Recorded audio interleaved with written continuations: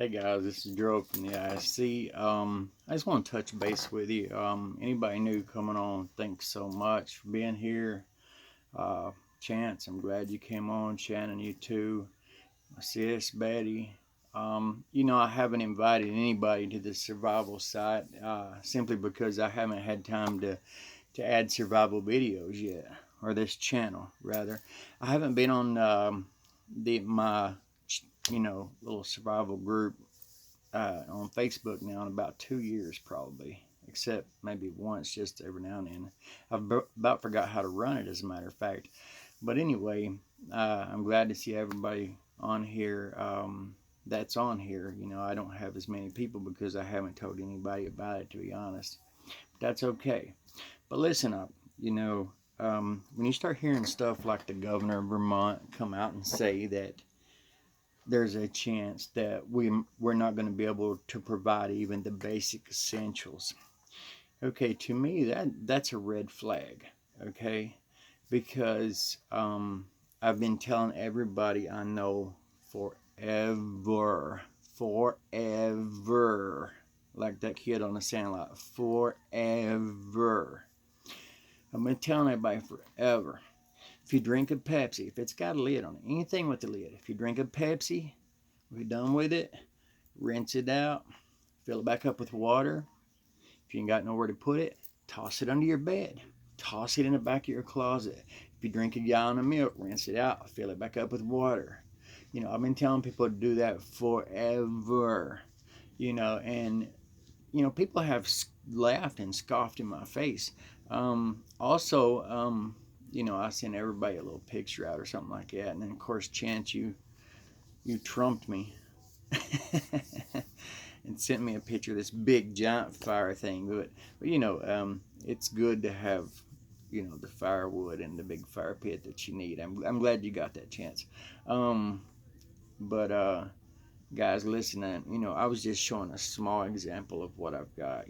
A lot of times I don't like to show what I actually have or show any part of my actual house. I do that for a reason, because I don't want people finding me and wanting what I have, and me having to take them out or me get taken out. So I'm trying to avoid that scenario. Um, if you can at all, you guys out there that do collect weapons of any kind or anything like that, don't be on Facebook, any kind of social media, flashing a bunch of stuff, flashing a wall full of stuff or anything like that. If you notice behind me here, yeah, I've got a gas mask that would be good enough if they dropped a nuke or something, but that's at this time it's not necessary. You just need a pretty good N95. These right here, they actually got 3 different things inside each cartridge on the one I've got. But anyway, if you haven't already done it, people, I know I haven't put a lot of survival stuff on here. What I'm going to do is I'm going to start, anytime I put a survival thing up from here on out, it's going to be called SERAIAH Survival. SERIAH. I don't know. I'm always forgetting how to spell it. SERAIAH. You'll know it when you see it. It's pretty sad. I had that, as one of my fighting groups on Facebook. But listen, everybody stay safe. If you can, I would advise you to get you a pretty good radio. And I don't mean a radio for listening to tunes on. I mean, that's good to have too. But I'm talking about like ham radios. I'm talking about like handheld radios where you can at least listen to the weather station, or you can talk to each other up to several miles away with a good handheld if it's got a good antenna on it. I advise none of you to put any type of weapon whatsoever on any type of social media if you got one. All I have to my name is a good survival knife, and that's it. And I'm just going to leave it at that. Um, Guys, be safe. Um, you know, People used to ask me, Gerald, what do you think survival is? And I used to be kind of a really bad guy. I didn't care to hurt you, and I would tell them, it's just simply how effing sick you're willing to get, and I meant it. I really meant that at the time because it really is. If you really get down to the grind of survival, it's how far you're willing to take it. Or if somebody jumps you, are you willing to take it further than that man in order to make sure that they don't get to your family or they don't take you out and take what you've got? You need to start thinking about these things because if anything happens here, they're trying to they're trying to appease everybody on the news right now, and then you got some news that's just telling you nothing but just false stuff, trying to create fear, and that's what they want. They want us all to turn on one another. Um, but if you really see what's really going on, it's nothing less than a bunch of elites, a bunch of occult elites that are trying to have their way, and they've got a plan. They've got a game plan, and they know they can never beat Trump. And their plan is to absolutely take this nation down, and they don't care if it goes up in flames. They feel like they've got enough money to where they can get out if they have to, and they've probably got a place to go.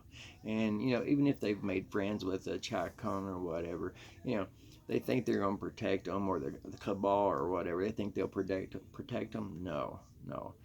Once all the normies go down, all these people with all that money, they'll turn on them last as soon as they don't need them anymore. So they're only being used to essentially take out this nation. Also, once this nation gets divided, um, and the president's looking inward, and he's having to have all of our military come in and declare martial law and all that, um, we're perfectly set for China and Honduras and Iran and all of them, uh, Nicaragua and Russia and stuff to come along on our coastlines, and where we've had so many infiltrate us already, they can attack us from within and from without. So that's something to be thinking about. Um, you know, definitely start getting your essentials together. Some of you, you plan on going up in the woods. A lot of people, everybody I talk to, well, I'm gonna head out up into the woods. Well, let me ask you something. You got 7 million people because everybody will be coming in from the cities and stuff, and you got 7 million people that's gonna be all going up in the woods at the same time. Let me ask you one question: how long do you really think the animals will last? After about 3 days, after everybody's shooting at each other up there, thinking that it's something to eat and killing each other, after about 3 days, there won't be any animals left. Not only that, you may be a good man and you may go up in there and get a good 6, 8 point buck, whatever, and then drag him out of the woods. And you know what happens? Roving gangs will be sitting there waiting on you to drag that thing out of the woods and half kill yourself, and then they're going to take it from you. That's how that's going to work, because other people don't care about you, and other people don't care to take it to that level that I said that I used to take it to. Now, when people ask me about survival, I say, well, it begins and ends with God, because He's got your heartbeat over here, and He's got your last breath over here in His hand. So I try not to be as violent as I used to be. I try not to be violent at all. But I will protect my home and those I love if I have to stack people up to the sky. And, I love the Lord with all my heart. I don't want no violence, but I absolutely will not let people come in and hurt my loved ones at any cost. at all costs, at even the cost of my life. I will take you out if you're trying to hurt someone I love and take food out of their mouths or water. So, you know, things could get nasty, people. But anyway, listen, seek God first. Seek the kingdom of God first. You know, I mean, God is the only thing you've got that'll really have your back, and that's got your six. That's the bottom line on that. Um, you know, I do believe the cup of iniquity is full, and we are in the beginning of sorrows. Um, you know, I'm not saying this to make fun of people, but I haven't seen nobody that's been raptured out of here yet. I don't mean that to be facetious. I don't mean that to be a smart aleck. But there's already people dying, you know, um, that followed that rapture theory forever. But anyway, whether we're here through it, whether it's pre, mid, or post tribulation or rapture, it doesn't matter. That's not a salvation issue. So, us as brothers, us as Christians, we still need to stand together no matter where you stand on that. Whether if you believe in pre-trib, that's fine. If I believe in post-trib, that's fine. That like I said, that's not a situational problem that we have where we can't worship together and be close to one another still. Now, if you didn't believe that Christ came in the flesh and died and rose on the third day, then we'd have a problem with each other as far as worship and being able to be in each other's company and stuff. But anyway, that's all I got to say. Good day. God bless you. And do the essentials. Be ready. Take care of yourself. I'm Joe from the ISC.